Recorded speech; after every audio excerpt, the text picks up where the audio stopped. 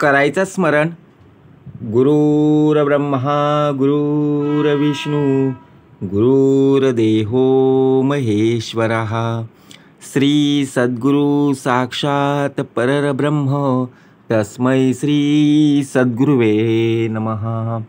जय जय रघुवीर समर्थ. जय जय रघुवीर समर्थ. श्रीमत श्रीदासबोध दशक 15वा आत्मदशक समास तिसरा श्रेष्ठ अंतरात्मा निरूपणा. श्रीराम समर्थ. मुळापासून सैरावैरा अवघा पंचीकरण पसारा. त्यात साक्षात्वाचा दोरा तोही तत्वरूप. जय जय रघुवीर समर्थ. जय सद्गुरू. समर्थ कृपेने कार्याला सुरुवात झालेली आहे. सुरुवात तर प्रार्थनेपासून आपण केली.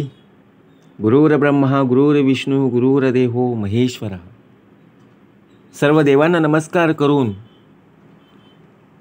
सद्गुरू साक्षात परब्रह्म त्या सद्गुरुरायाला सुद्धा नमस्कार केलेला आहे. तस्मै श्री सद्गुरुवे.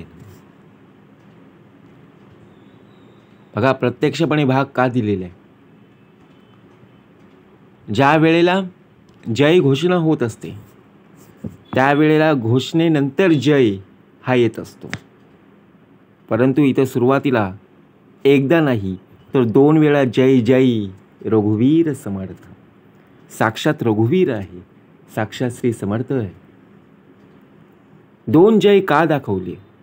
एक म्हणजे आपल्या देहाचा आणि दुसरा म्हणजे अंतरीचा अंतरात्मा, त्याचा जय आहे. कारण या ग्रंथामध्ये प्रत्यक्ष जर पाहायला गेलं तर मतच मांडलंय खुद्द भगवंताच, लोकांचं मत नाही.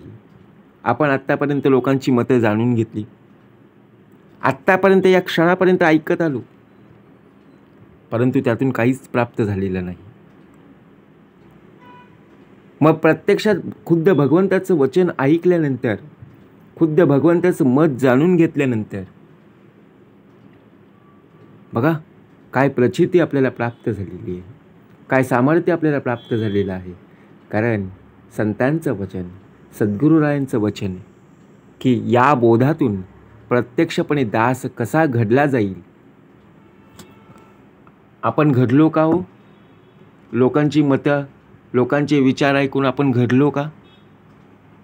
बिघडलो ना. पण प्रत्यक्षात या बोधातून हा दास कसा घडला जाईल हे प्रत्यक्षपणे अंतरीचा अंतरात्मा पाहत आहे. कारण 84 लक्ष योनी फिरून आल्यानंतर जो आपल्याला नरदेह प्राप्त झालेला आहे, परमेश्वराने फुकट दिलेला आहे, परंतु आपला देह फुकट जाता कामा नये.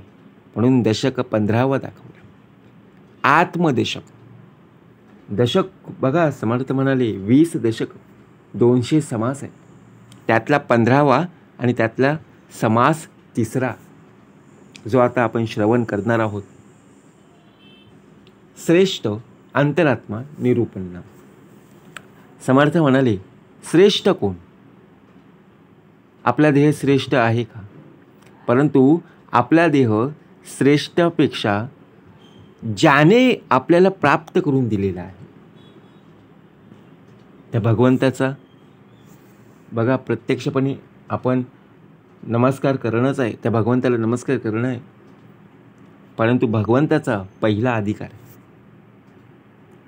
कारण ज्या मात्या पित्याने बघा आई वडिलांनी आपल्याला जन्म दिलेला आहे त्यांना सुद्धा नमस्कार करणं आहे. मग श्रेष्ठ कोण? अंतरात्मा. देहाला किंमत शून्य आहे, परंतु या देहामध्ये ज्यावेळी अंतरात्मा बघा प्रत्यक्षपणे वास्तव्याला येत असतो त्यावेळी या देहाला किंमत आहे. ज्यावेळी तो अंतरात्मा निघून जाईल त्यावेळी या देहाला कोणीही विचारणार नाही. म्हणून समास तिसरा उत्तम प्रकारे निरूपण आपल्याला समर्थांनी प्राप्त करून दिलेला आहे. नक्कीच उत्तम प्रकारे श्रवणाचा भाग आपल्याला प्राप्त करून दिलेला आहे. करूया श्रवण. श्रीराम समर्थ. मुळापासून सैरावैरा, अवघा पंचीकरण पसारा, त्यात साक्षत्वाचा दोरा, तोही तत्वरूप. समर्थ म्हणाले, या सृष्टीमध्ये अगदी मूळ मायेपासून जो हा अफाट पसारा पाहायला मिळतो ना, तो सर्व पंचमहाभूतांपासून झालेला, म्हणजे पंचमहाभूत. यात जो साक्षत्वाचा जाणीवेचा तंतू दोरा ओलेला आहे तो म्हणजे अंतरात्मा. आता विचार करा, आपल्याला सुद्धा नरदेह प्राप्त झालेला आहे ना, बरोबर की नाही? आता पंचमहाभूतांपासूनच आपला हा नरदेह प्राप्त झालेला आहे. पृथ्वी, आप, तेज, वायू आणि आकाश ही पंचमहाभूत आहेत.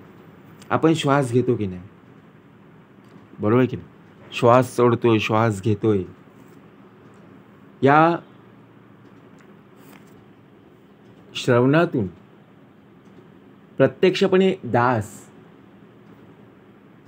अनेक प्रकारच्या मतामतांमध्ये, अनेक प्रकारच्या विचारातून बघा प्रत्यक्ष वेगळा झालेला आहे. कारण एखादं बघा माळेचं मणी असतं बघा, बरोबर की नाही? ते काळे मणी असतात बघा. एखादं मंगळसूत्र असेल, ती गाठी ओवलेली असते, त्याच्या मणी खूप पसरलेल्या असतात. आता त्यांना जोडायचं आहे तर त्यासाठी सुई लागेल की नाही, दोरा लागेल की नाही.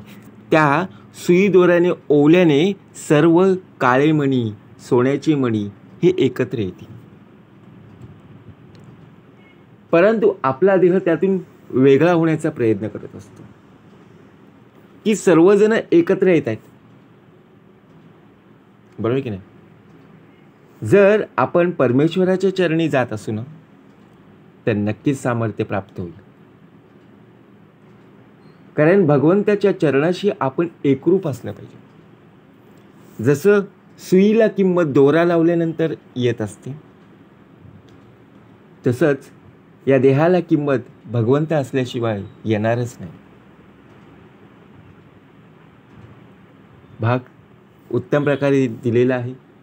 श्रवण करणं महत्त्वाचं आहे. म्हणून मुळापासूनच सैरावैरा, आपला जन्म झाल्यापासून, म्हणजे आपलं मूळ ज्याप्रमाणे बघा जमिनीत पेरलेलं आहे.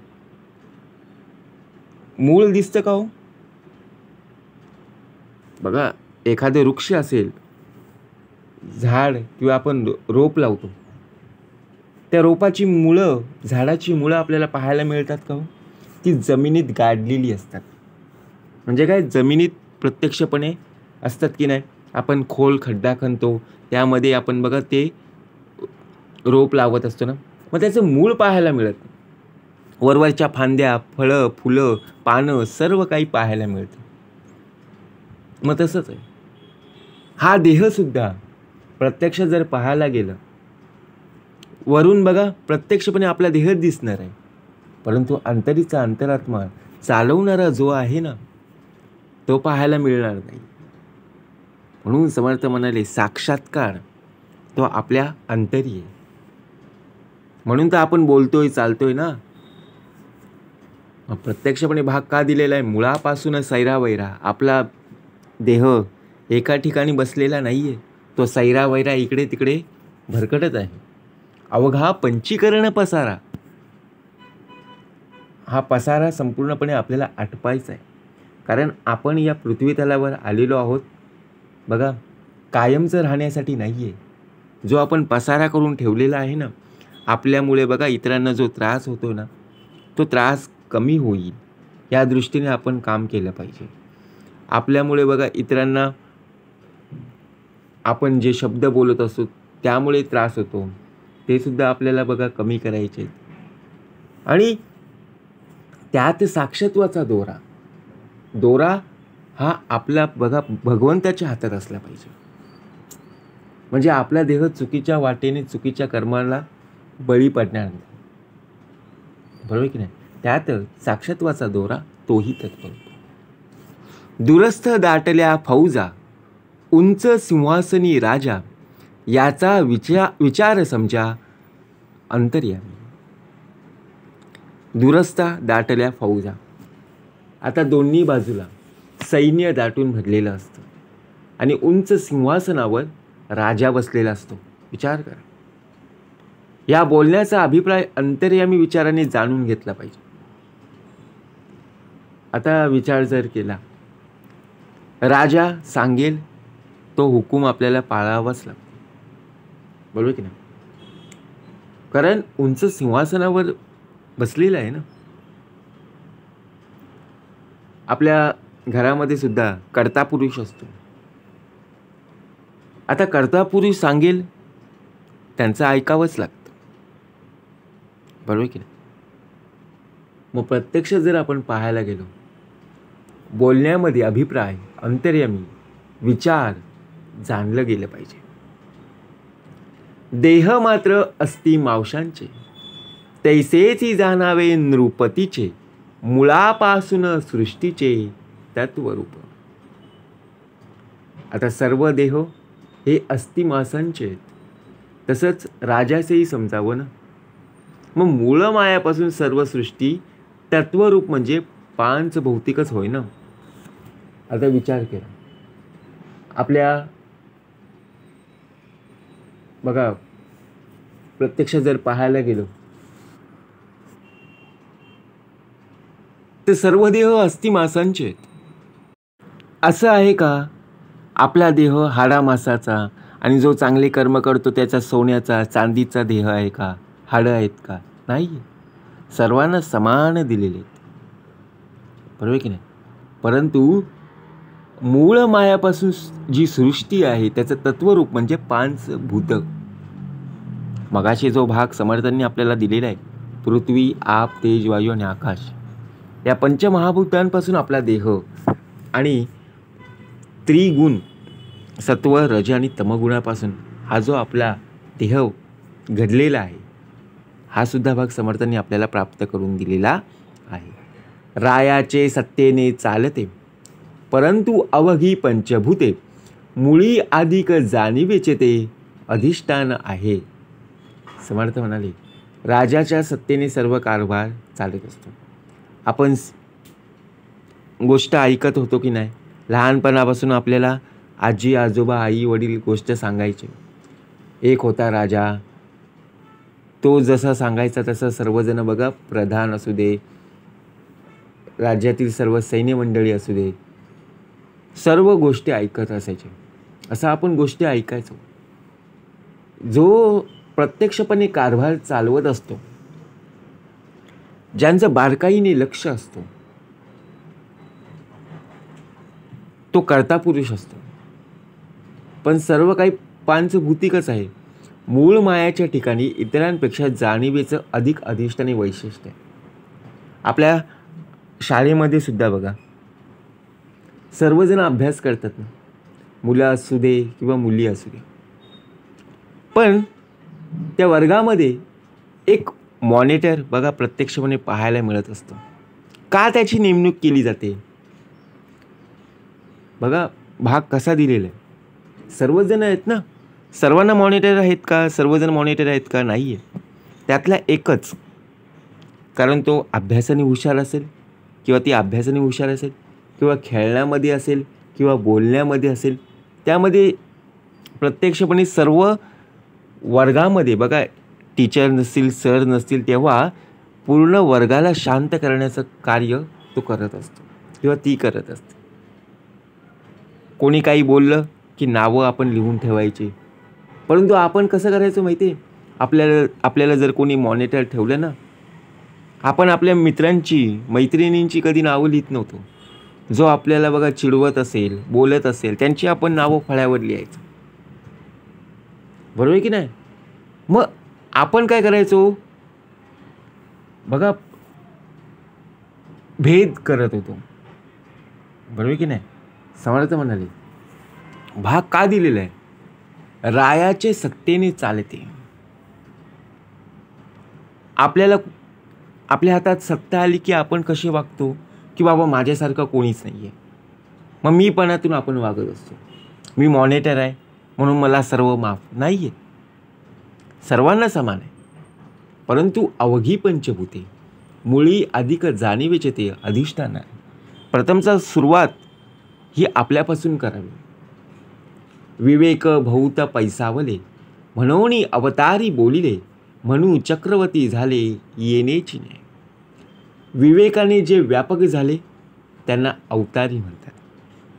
आपला देह विवेकाने आहे का बघा, समर्थ म्हणाले, जिथे जिथे आपल्याला जायचं नाही तिथे विवेकसहित जायचं, म्हणून त्यांना अवतारी म्हटलेलं आहे.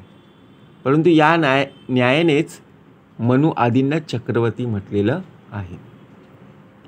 जेथे उदंड जाणीव तेची तितुके सदैव, थोडे जाणीविने नरदेव होती लोक. ज्यांच्या ठाई उदंड जाणीव असते ना ते भाग्यवान असतात. अल्प जाणीव असेल तर लोक निर्देव होतात, करंट होतात. आता जाणीवेचा भाग का दिलेला? आपल्या मनालाच प्रश्न विचारायचा,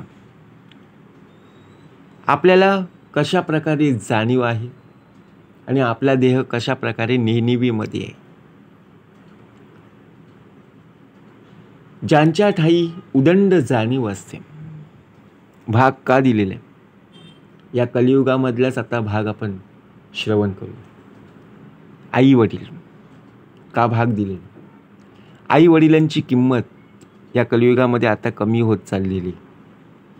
कारण आई वडील बघा, लहानपणापासून आपल्या मुलांना आपल्या मुलींना सांभाळत असायचे, परंतु त्या मुलांना त्या मुलींना बघा आता प्रत्यक्षपणे आई वडिलांची जाणीव राहिलेली नाही. आताची मुलं मुली बघा प्रत्यक्ष उद्धट बोलायला लागलेली, बरोबर की नाही? पण प्रत्यक्षात जे आपल्याला संस्कार आहेत, जे आपल्याला शिकवण आहे, त्या शिकवणीवर आपण अजूनपर्यंत राहिलेलो नाही. मग आपला देह नेणिवेमध्ये का? आई वडिलांनी आपल्याला बघा उत्तमतेचं संस्कार प्राप्त करून दिलेले आहेत, मग ते संस्कार आपण का टिकवत नाही आहेत? असून नसल्यासारखं का वागत आहोत? उदंड जाणीव असलं की बघा ती मुलं असतील मुली असतील ते भाग्यवान आहेत, परंतु जाणीव जर नसेल तर शेवटी निर्देव आणि करंट आहेत ना. व्याप आटोप करीती, धके चपेट सोसिती, तेने प्राणी सदैव होती देखत देखता. जे लोक खूप प्रयत्न करून व्याप वाढवतात ना आणि निरनिराळे धक्के सोसतात तेच लोक पाहता पाहता भाग्यवान होतात. आता विचार करा, दोन प्रकारची लोक असतात. एक म्हणजे काम करणारे आणि एक म्हणजे दुसऱ्यांवर अवलंबून राहणारे. आता आपल्या देहाला ओळखायचं, दुसऱ्यांकडे बोट नाही दाखवायचं, प्रत्यक्ष पाहावे आपणास. आपण स्वतःहून कार्य करत आहोत का, किंवा दुसऱ्यांवर आपला देह अवलंबून आहे का? या दोन प्रश्नाचं उत्तर त्यापैकी एक आपला देह नक्कीच आहे त्यामध्ये. आता व्याप आटोप करीती, आपण काय विचार करणार, अरे यांनी सर्व पसारा करून ठेवलेलं आहे, काय यातून हा सिद्ध करणार आहे? परंतु प्रत्यक्ष जर पाहायला गेला तर त्या व्यक्तीने सर्व प्रकारे अभ्यास केलेला आहे. आपल्याला वाटतं की अरे काय पसारा करत आहे, काहीच नाही आहे, बरोबर की नाही? की प्रत्यक्षात सगळे लोक प्रयत्न करत आहेत, परंतु ही व्यक्ती वेगळीच प्रयत्न करत आहे. या व्यक्तीला बघा सर्वजण परीक्षा द्यायला तयार आहेत, याच्याकडे सुद्धा पुस्तक आहेत, परंतु अनेक प्रकारचा बघा पसारा करून ठेवलेला आहे. यातून काय सिद्ध होणार आहे? आपण पण अभ्यास करतो, परंतु असं नाही आहे. तो निरनिराळ्या धक्क्यातून पुढे गेलेला आहे. आपल्याला धक्के सहन करावे लागलेलेच नाही आहेत, कारण आपला देह हा दुसऱ्यांवर आधारित आहे. कारण का? पुढचा पेपर मला दाखवेल किंवा मागचा बसलेला मला पेपर दाखवेल, या आशेवर आपण अवलंबून आहोत. परंतु त्याने धक्के का खाल्लेले आहेत? कारण त्याला कमी मार्क मिळालेले असतील किंवा प्रत्यक्षपणे कोणी काही बोललं असेल. या धक्क्यातून तो पुढे अभ्यास करून बघा पुढे जाण्याचा विचार करत आहे. आणि तीच लोक बघा प्रत्यक्ष पुढे जात असतात. आपण विचार करायचं ना, याला बोललो नसतं तर बरं झालं असतं, बरोबर की नाही? कारण या देहाची संपूर्णपणे जे प्रयत्न आहेत, मेहनत आहे, ती फळास आली. परंतु आपला देह दुसऱ्यांवर अवलंबून राहून बघा शेवटी मातीमोल झाला ना, किंमतच राहिली नाही. कारण ज्या वेळेला बघा आपली परीक्षा असते ना, का भाग दिलेला आहे, आपण एकमेकावर जर अवलंबून असू ना, तर आपल्यासारखा वाईट त्या देहाचा भाग चालू आहे. कारण का आपण दुसऱ्यांवर अवलंबून राहायचं. पुढचा विद्यार्थी किंवा विद्यार्थिनी मला दाखवेल किंवा मागचा विद्यार्थिनी मला दाखवेल, या आशेवर असलेला देह कधीच अभ्यास करत नसायचा. त्यातला हा देह. आणि समोर ज्या वेळेला बघा प्रत्यक्षपणे परीक्षेच्या वेळी जे आपल्याला सर असायचे किंवा टीचर असायचे, ते कडक शिस्तीचे होते. आपण काय विचार करायचो, अरे आजच्या पेपराला हे टीचर किंवा हे सर का आले आहेत, माझं नशीबच फुटकं. कारण तेव्हा भीती जाणवली, आता घरचे लोक मला काय बोलतील, जर मी अभ्यास केला असता तर बरं झालं असतं. नशिबाला दोष देण्यापेक्षा आपल्या कर्मावर जास्त भर दे, त्यातच तुझं खरं पाहता भलं आहे. म्हणून व्याप आटोप करीती, धके चपेटे सोसिती, तेने प्राणी सदैव होती देखत देखता. ज्यावेळी तुझ्या देहाला धक्के बसतील ना, त्यावेळीच देह हा बघा प्रत्यक्षपणे धक्के सहन करता करता पुढे जात असतो. कारण एखादा प्रसंग किंवा संकट ज्यावेळी ओढवतं, त्यावेळीच मनुष्य देह बघा प्रत्यक्षपणे त्या आलेल्या संकटातून प्रसंगातून मार्ग काढत असतो. परंतु ज्या वेळेला संकटच नाही आहे, प्रसंग नाही आहे, मग तो विचारसुद्धा करत नाही ना. ऐसे हे आता वर्तते, मूर्ख लोकांस कळेना ते, विवेकी मनुष्य समजते सकळ काही. आजकाल सुद्धा असंच घडत असतं, पण ते मूर्ख लोकांना ते कळतच नाही आहे. आता मूर्ख लोक कोण, तर आपल्या या देहासारखीच आहेत. बघा या देहाचा भाग चालू आहे. जो विवेकी माणूस असतो ना, त्याला सर्व काही कळत असते. आता या देहाचा भाग चालू आहे. पुन्हा पुन्हा का सांगितलं, कारण का समोरच्या व्यक्तीला आपण जर काही बोललं की लगेच राग येतो. परंतु ते बघा प्रत्यक्षपणे त्याच्या भल्यासाठी, त्या आपल्या लोकांसाठी बघा सांगायला गेलं तर आपली लोक ऐकून घेत नाही. परंतु आजकाल असं का घडत आहे, ज्याचं करावं भलं तोच म्हणतोय माझं खरं. आपण जर एकाला सांगायला गेलो तर समोरची व्यक्ती बोलते, अरे मला सर्व माहिती आहे, कशाला पुन्हा पुन्हा तेच सांगतोय. मग आपण विचार करतो, अरे आपण न सांगितलेलंच बरं. थोर लहान बुद्धीपासी, सगट कळेना लोकांसी, आदी उपजले तयासी, थोर म्हणती. मोठेपण लहानपण हे बुद्धीवर अवलंबून असते, हे सर्व लोकांना कळत असते. आता बघा प्रत्यक्षपणे वयाने असलेली मोठी व्यक्ती आणि लहान बघा प्रत्यक्षपणे लहान बाळ, म्हणजे शाळेत जाणारं प्रत्यक्षपणे लहानपण देगा देवा, मुंगी साखरे सारावा. आपण काय विचार करणार, अरे या मुलांकडून या मुलींकडून आपण काय शिकणार. आपल्याला बुद्धी दिलेली आहे, आपलं वय झालेलं आहे, आता या मुलांकडून काय शिकणार. परंतु त्या मुलांकडून मुलींकडून बघा उत्तमाचे धडे आपल्याला घेता आले पाहिजे, कारण त्यांच्याकडे सुद्धा बुद्धी आहेच ना. आपल्याला सुद्धा नवीन शिकल्यासारखं वाटत असतं. म्हणून कारण बघा प्रत्येक दिवस बदलत असतात, जग बदलत असतं, नवीन विचार बदलत असतात आणि त्यानुसार आपल्याला सुद्धा बदलावं लागतं. आपण जर बदललंच नाही तर शेवटी बघा जग आपल्याला बदलल्यासारखं दिसणारच नाही. जग बदलायचं असेल तर प्रथमतः सुरुवात ही आपल्यापासून बदलायला सुरुवात झाली पाहिजे. म्हणून थोर लहान बुद्धीपासी, सगट कळेना लोकांसी, आदी उपजले तयासी, थोर म्हणती. ज्याचं वय जास्त आहे त्याला लोक थोर म्हणतात, आता आपण काय विचार करणार, 60 वर्ष झाली, 70 वर्ष झाली, बरोबर की नाही? कारण वयाचा मान राखला पाहिजे.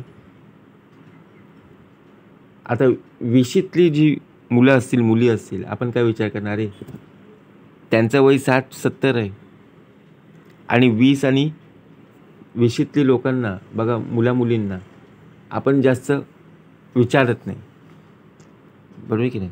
थोडा मोठ्यांचे आपण विचार ऐकत असतो, परंतु सर्वांची मतं आपण जाणून घ्यायची.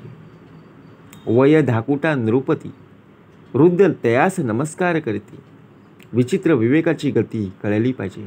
राजा वयाने लहान असला तरी वृद्ध माणसे त्याला नमस्कार करतच असतात ना. विवेकाची तरा ही अशी विचित्र आहे, ती समजली पाहिजे. आता विचार करा, एखाद्या कंपनीमध्ये का भाग दिलेला आहे, आपण ऑफिसमध्ये असतो, कंपनीमध्ये काम करत असतो, आपल्यापेक्षा तरुण मंडळी आहे ना, मॅनेजर पोस्ट, CEO झालेली आहेत. बघा, आपलं वय 50-60च्या दरम्यान, बरोबर की नाही? आणि त्यांचं वय 30-35 या दरम्यान असतं, परंतु त्यांनी जे जे आतापर्यंत सांगितले त्याप्रमाणे आपल्याला काम करावं लागतं. कारण त्यांची पोस्ट बघा प्रत्यक्षपणे मोठी आहे, मॅनेजर पोस्ट आहे, CEO आहेत, त्यांचं आपल्याला ऐकावं लागतं. आपण असं विचार करू का, अरे हा तर माझ्यापेक्षा लहान आहे, मी याला आरे तुरे केलं तर, आणि याला काय नमस्कार करायचा, हा माझ्यापेक्षा लहान आहे, नाही आहे ना. बघा, समर्थ म्हणाले ते समजलं पाहिजे, कोण कोणापेक्षा मोठा आहे. वयाचा भान जर राखला तर आपण मोठे आहोत, परंतु प्रत्यक्षपणे पोस्टने ती व्यक्ती मोठी आहे ना. शेवटी आपल्याला सर म्हणावं लागतं, साहेब म्हणावं लागतं, मॅडम म्हणावं लागतं. नावाने आपण हाक मारू शकतो का? किती लहान जरी असली तरी ती व्यक्ती उच्च पदावर, बघा उच्च स्थानावर विराजमान झालेली. प्रत्यक्ष भाग का द्यावा लागला? म्हणून राजा वयाने जरी लहान असला ना, तरी वयस्कर वृद्ध व्यक्ती बघा वाकून नमस्कार करतच असतात. शेवटी राजा तो राजा आहे. विचार करा. म्हणून कोणाला कमी लेखू नका. सामान्य लोकांचं ज्ञान तो अवघाच अनुमान, दीक्षा दंडकाचं लक्षण येण्याची पाळी. सामान्य लोक आणि लोकांचं ज्ञान केवळ अनुमानाचं असतं. दीक्षेचा लौकिक रूढ विधी आणि लक्षणं आपल्याला पाहायला मिळत असतात. नवे कोणास म्हणावे, सामन्यास काय ठावे, कोण कोणास म्हणावे किती म्हणून, पण हे खरं नाहीये. असं कोणाकोणाला सांगायचं आता? सामान्य लोकांना यातलं काहीच कळत नाही, शिवाय ते किती जणांना सांगायचं? लोक तर बहुसंख्य आहेत. आता विचार करा, आपण लोकांना सांगायला जात असतो, लोक आपल्याला वेड्यात काढत असतात. मग आपण लोकांना सांगायचं आणि लोक जर आपलं ऐकून घेत नसतील तर शेवटी न सांगलेलेच बरं ना. लोक तर बहुसंख्य आहेत. म्हणून समर्थ म्हणाले, धाकुटा भाग्यास चढला तरी तुच्छ करीती तयाला, या कारणे सलगीच्या लोकांना दुरी धरावे. एखादा लहान वयाचा माणूस भाग्यास चढला तर लोक त्याला तुच्छ समजतात, बरोबर की नाही? म्हणून लोकांशी जास्त सलगी करू नये, त्यांना दूर ठेवलेलेच बरं. विचार करा, आपण सहजपणे म्हणतो, अरे हा माझा जवळचा मित्र आहे, याचं आणि माझं बघा प्रत्यक्षपणे लहानपणापासूनचं नातं आहे, परंतु ते आजपर्यंत ठीक आहे, परंतु जास्त जवळीक निर्माण केली ना, बस शेवटी बघा आपला देह हा बाजूलाच होणार आहे. कारण जास्त जवळीकसुद्धा महागात पडत असते. दुरून डोंगर साजरे, बरोबर की नाही, दुरून छान दिसतात ना. तसंच भाग दिलेला आहे ना समर्थांनी. जर आपण जवळ गेलो तर आपल्याला लोक तुच्छ मानतात, परंतु आपण लांबून जर बघा, कितीतरी वर्षांनी आपण आपल्या नातेवाईकांना किंवा आपल्या मित्रांना भेटलं तर खूप वेळ आपल्याशी बोलत असतात. परंतु आपण दररोज त्यांना भेटत राहायला गेलो ना तर स्वतःहून ते रस्ता बदलतील आणि आपल्याशी बोलणार सुद्धा नाही. आपण काय विचार करणार, अरे ही व्यक्ती आपल्याला पाहून रस्ता बदलली. मग असं का होतं? याचं मूळ कारण म्हणजे जास्त जवळीक. नेमस्त कळेना वचन, नेमस्त ने राजकारण, उगेची धरिती थोरपण मूर्खपणे. मोजकच कसं बोलावं, कसं राजकारण नेमस्तपणे करावं हे कळत नसतानाही काही लोक स्वतःला मूर्खपणाने थोर समजतात. आपल्याला बघा धड बोलता येत नाही. राजकारण कसं करायचं हे सुद्धा आपल्याला करता येत नाही. आणि आपण मोठमोठे काय करत असतो, बाता मारत असतो. म्हणजे काय, बोलत असतो, भाषणं देत असतो. समर्थ म्हणाले या देहाचा भाग चालू आहे. आपल्या घरामध्ये बघा काय विचार असतात, आज आपल्याला जेवण मिळेल की नाही, संध्याकाळची सोय आपली होईल की नाही, हे न पाहता आपण आपल्या मित्रांना, आपण आपल्या नातेवाईकांना, आपण शेजारी असणाऱ्या लोकांना काय सांगत असतो, आज माझ्याकडून जेवण आहे. परंतु आपली सोय अजून झालेली नाही आहे. तर आपल्या घरामध्ये शेवटी आपल्यालाच करावं लागेल ना. मग राजकारण कसं करावं? राजकारण करायचं असेल तर 8 विषय विकारण शिकर ना. समर्थ म्हणाले पहिले ते हरिकथा निरूपण, दुसरे ते राजकारण. कारण राजकारण हा आपला विषयच नाही आहे. राजकारण करायचं असेल तर आपण आपल्या देहाशी राजकारण करायचं. लोकांशी करायला गेलं तर तुम्ही कमी पडाल. आणि लोक जी करतायत ते आपल्याला पटत नाही आणि आपण जे करतो ते लोकांना पटत नाही. यालाच तर म्हणतात राजकारण ना. म्हणून समर्थ म्हणाले मोजके कसं बोलायचं. आपण एखाद्या वेळी बोलायला गेलो ना, कोणाला ऐकतच नाही. लोक बोलतात काय तो मुलगा आहे, काय ती मुलगी आहे. एकदा बोलायला सुरुवात केली की आम्हालाही बोलून देत नाही आणि समोरच्या असणाऱ्या लोकांना सुद्धा बोलून देत नाही. म्हणजे विचार करा, असे सुद्धा लोक बोलणारे आहेत. मग आपण समजून जायचं, आपल्याला बोलवलेलं आहे ना, म्हणून आपण मीपणातून जास्त बोलायचं नाही आहे, लोकांचं ऐकून घ्यायचं. कारण आत्ताच्या या घडीला, आत्ताच्या बघा दिवसामध्ये कोणी ऐकून घ्यायला मागत नाही. सर्वजण बोलतात तेच खरं आहे. नेमस्त काहीच कळेना, नेमस्त कोणीच मानिना, आधी उपजले त्या थोरपणा कोण फुसे. ज्याला निश्चितपणे काहीच कळत नाही आणि ज्याला कोणी थोर मानत नाही, तो केवळ आधी जन्माला म्हणजे वयाने थोर असला तरी त्याला कोण विचारतं. आता आपल्या घरामध्ये सुद्धा वृद्ध बघा वयस्कर लोक असतात ना, वयाने व्यक्ती आपल्या घरामध्ये असते. ते बोलतात ते आपण ऐकतो की नाही. परंतु आपला देह ज्यावेळी बघा दुसऱ्यांची इथं जात असतो तेव्हा सुद्धा वृद्ध वयस्कर व्यक्ती पाहायला मिळत असतात. आपण त्यांचं ऐकत नाही. एखाद्या वेळी बघा आपण वयस्कर लोकांना सुद्धा बोलत असतो, तुम्हाला समजत नाही का, हे तुमचे विचार चुकीचे आहेत. आता त्यांचे विचारसुद्धा आपल्याला समजून घेतलं पाहिजे ना. वयाने थोर असलं, आता त्यांना सुद्धा आता कोण विचारतं आहे. त्यांच्या घरातली मुलं, त्यांच्या घरातल्या मुली त्यांना प्रत्यक्षपणे विचारत नाही. मग आपण का म्हणून त्यांना असा आपण विचार करत असतो, बरोबर की नाही. वडील पण नाही, धाकुट पण नाही, ऐसी बोलती त्यास नाही शहाणपण. जे लोक असं म्हणतात की वडील माणसांना कोणी वडील म्हणून मान देत नाही आहे, लहानांनी आपले लहानपण सोडलं आता, बरोबर की नाही. म्हणजे या जगामध्ये किंमत कोणाला आहे, खरं पाहायला गेलं ज्याच्याकडे पैसा आहे त्याला आता किंमत आहे, बरोबर की नाही? परंतु पैसा कोणाचा आहे?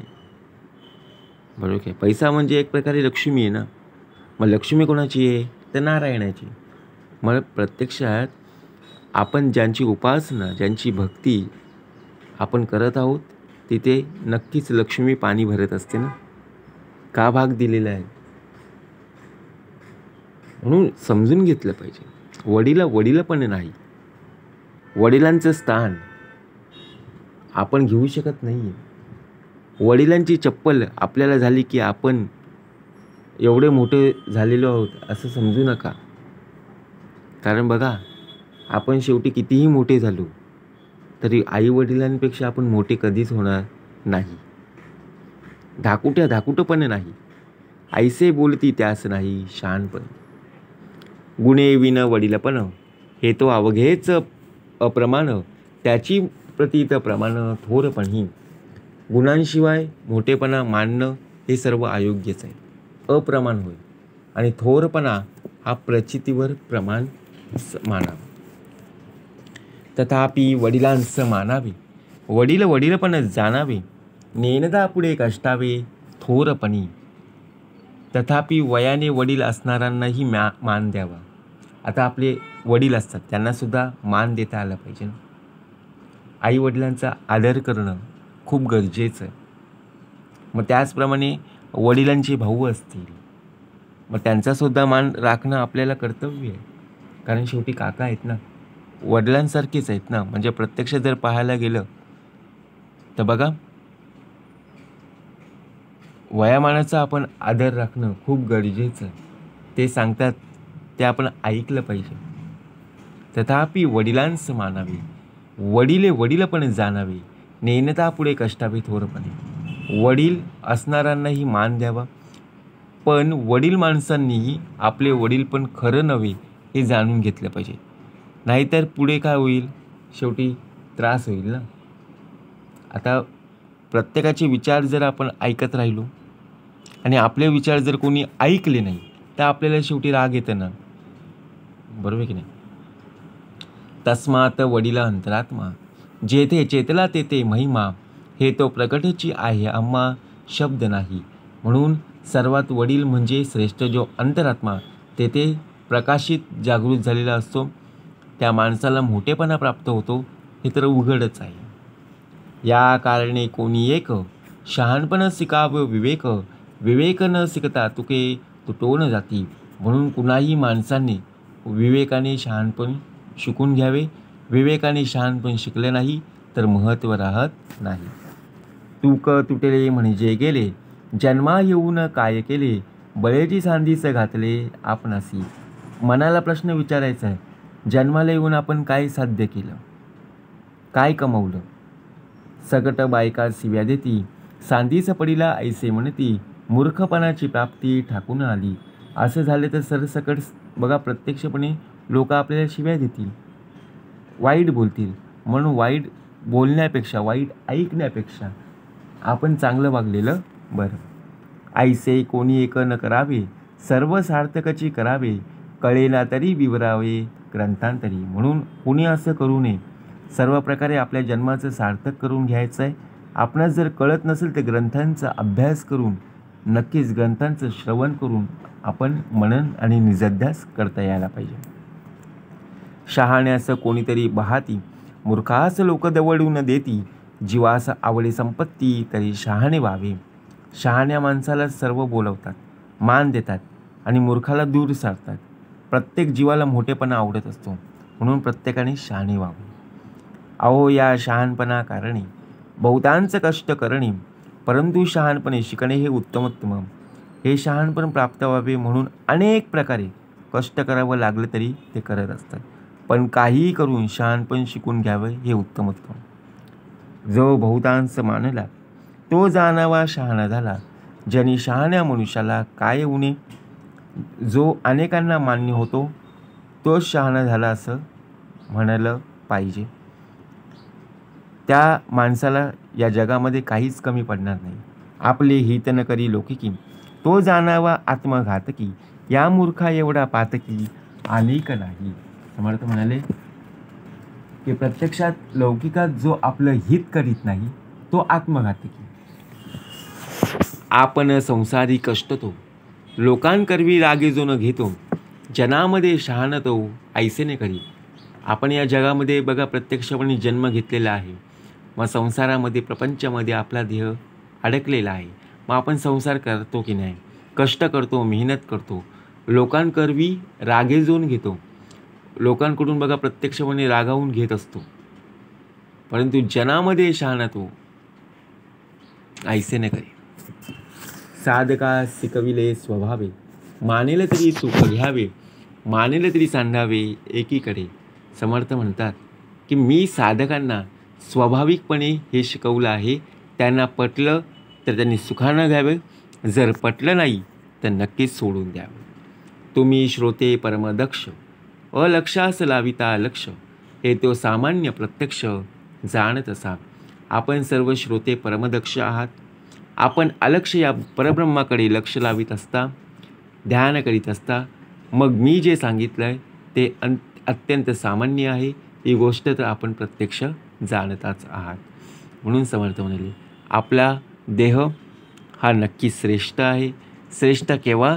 जेव्हा अंतरीचा अंतरात्मा आपल्यामध्ये आहे तोपर्यंत आपला देह हा नक्कीच श्रेष्ठ राहणार आहे.